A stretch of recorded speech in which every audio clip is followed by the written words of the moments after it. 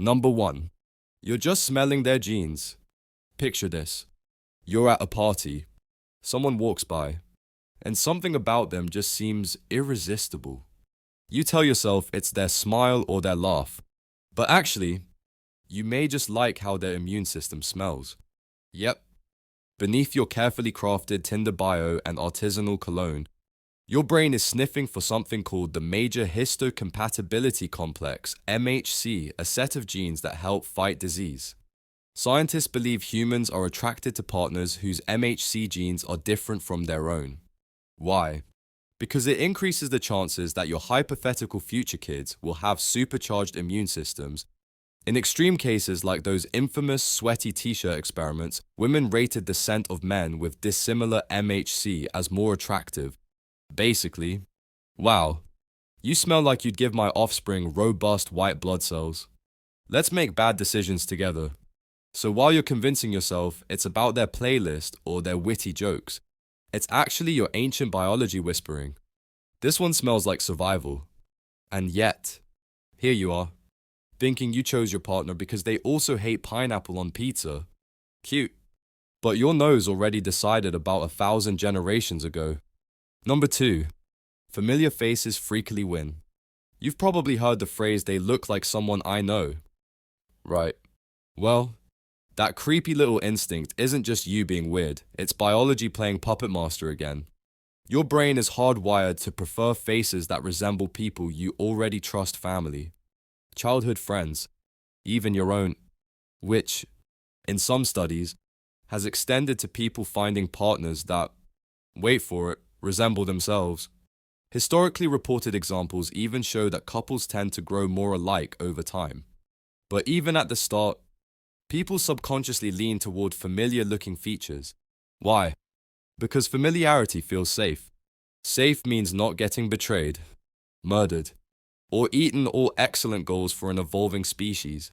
Scientists believe this is a cognitive shortcut if someone looks like your tribe. Your nervous system assumes they'll behave like your tribe. And while that made sense when outsiders might literally club you for your fire, today it means you're unconsciously swiping right on someone who could double as your cousin's cousin.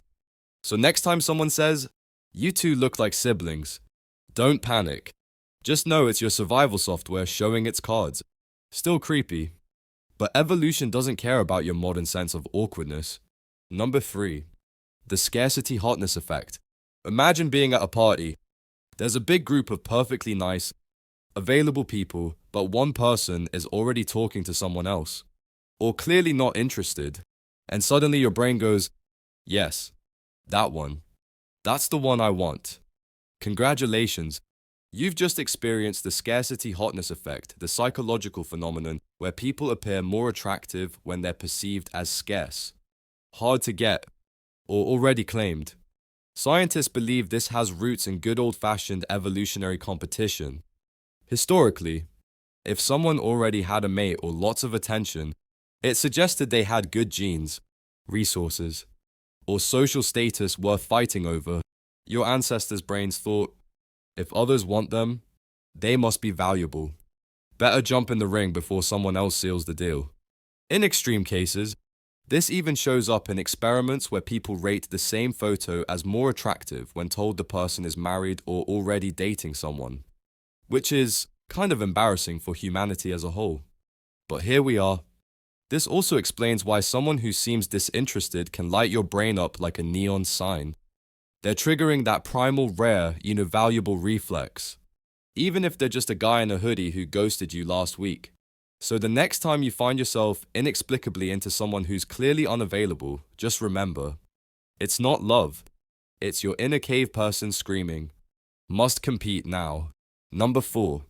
Stress makes you sparkle. Here's a weird one. Stress hormones can actually make you appear more attractive, at least temporarily.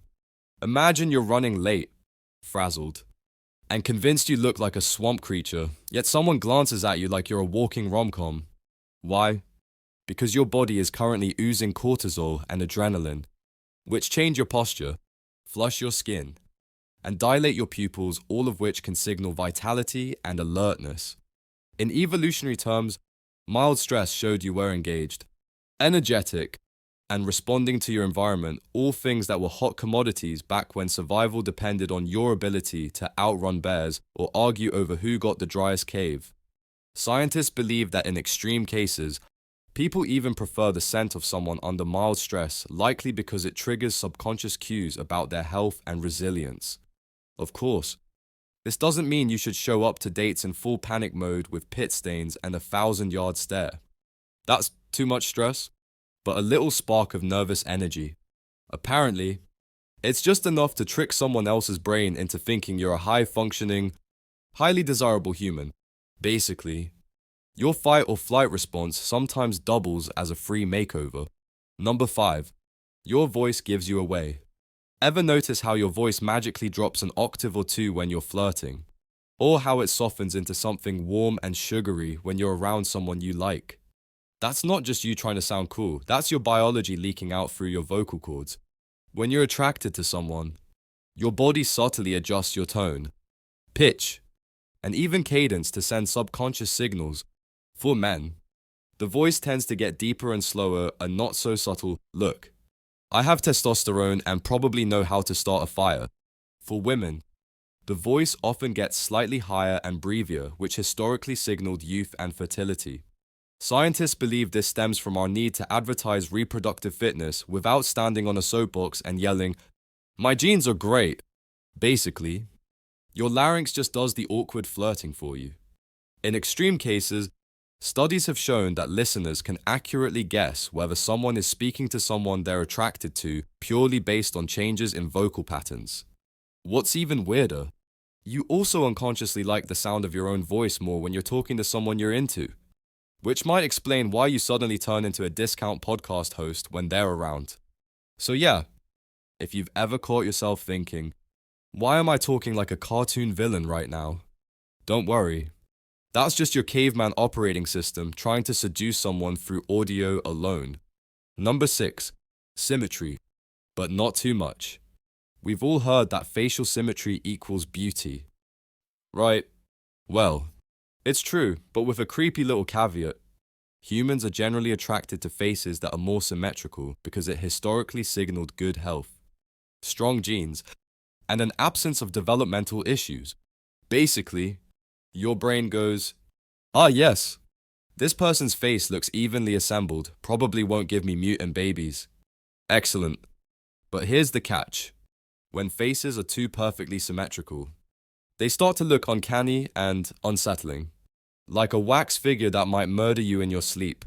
Scientists believe this happens because extreme perfection feels unnatural. We're subconsciously tuned to expect minor imperfections as proof of real-life humanity.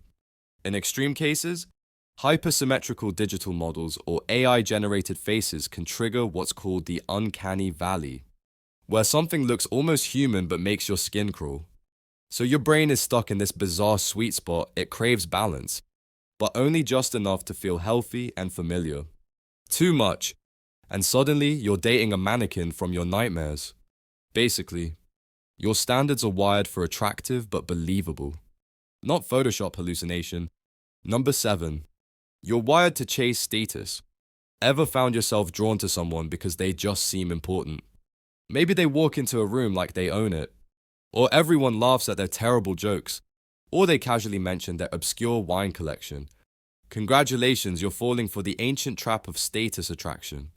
Humans are social animals, and historically, pairing up with someone who held power or influence increased your chances of survival and, more importantly, your kids' chances too. If they had status, they probably also had food, protection, and fewer wolves biting at their heels. In extreme cases, this manifests in what researchers call the halo effect, where you assume someone with one positive trait like wealth, confidence, or popularity must also have others like kindness, intelligence, or basic table manners. Spoiler, not necessarily true. Scientists believe that modern humans are still primed to spot and pursue status signals, whether it's a fancy car, a blue check mark, or someone being inexplicably good at axe throwing. And yes, this applies to both genders and across cultures.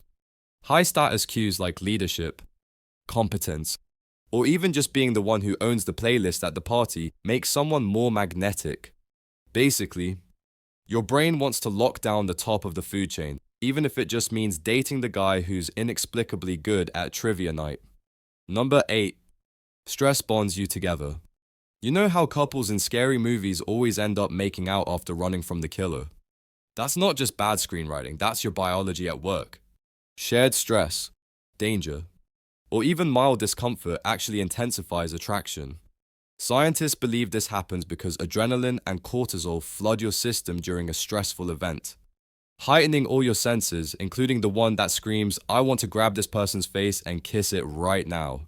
In extreme cases, people who meet under high stress conditions like during a storm, after a car accident, or even on a roller coaster report stronger initial bonds than those who meet over, say, brunch. This is known as misattribution of arousal, where your brain confuses fear or excitement for romantic or sexual attraction. Because to your ancient ancestors, both fear and love basically felt the same: sweaty, shaky, and slightly out of breath. So if you find yourself falling for someone after a thrilling escape room or a terrifying zip line, just know it's not magic. It's your fight or flight response trying to schedule a second date. Number 9. Your pupils rat you out. You're sitting across from someone you like, trying to play it cool, but your eyes, they're already screaming your secret to the world.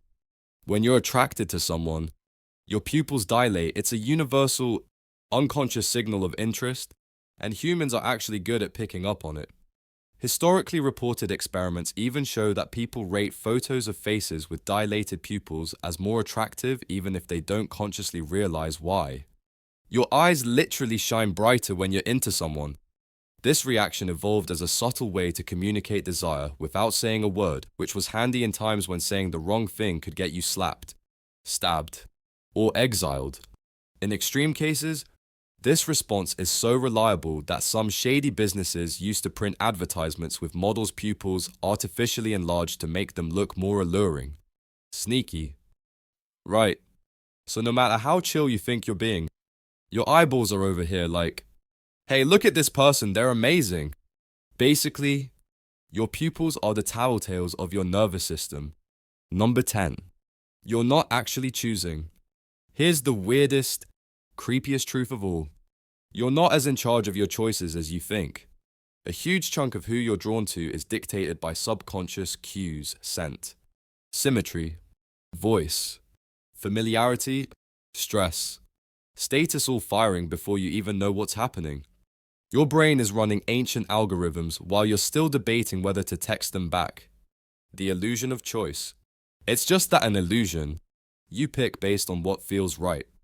But what feels right was written by millennia of survival instincts, not your carefully curated list of must-haves from that dating app profile. So next time you're staring at someone and thinking, "Wow, they're perfect for me," just remember, your genes probably wrote that script long before you did.